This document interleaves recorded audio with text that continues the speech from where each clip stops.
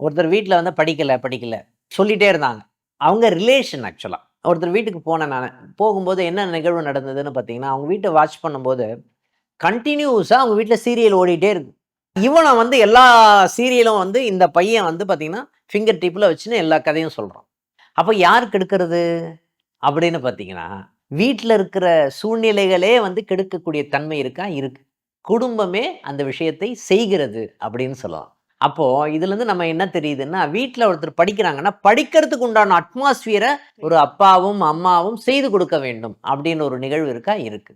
ஓகேங்களா? இதை வந்து மனசில் வச்சுக்கிட்டோம் அப்படின்னு சொன்னாவே ஈஸியாக படிக்கலாம்னு சொல்லலாம். மனசு வந்து ரொம்ப இம்பார்ட்டன்ட். மனசு வந்து ஸ்டெடியாக இருக்கணும். மனசே வந்து ஒரு விரக்தியான ஒரு மனப்பான்மையில் இருந்தார்னு வச்சு படிப்புற இன்வால்மெண்ட்டே இருக்காது. ஓகேங்களா? இதுவே தடை செய்யக்கூடிய தன்மை இருக்கா? இருக்கு. ஹயக்ரீவர் ஹோமம் பண்றது விசேஷம்னு சொல்லலாம். ஹயக்ரீவர் வழிபாடு. அப்ப ஹயக்ரீவர் கோயிலுக்கு போயிட்டு வந்தாவே போதும்.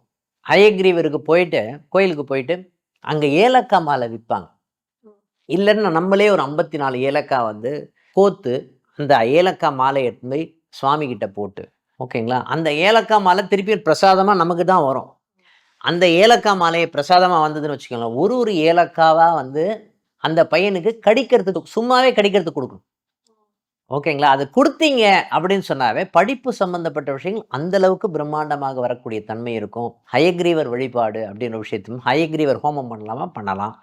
இன்னொரு விஷயம் வந்து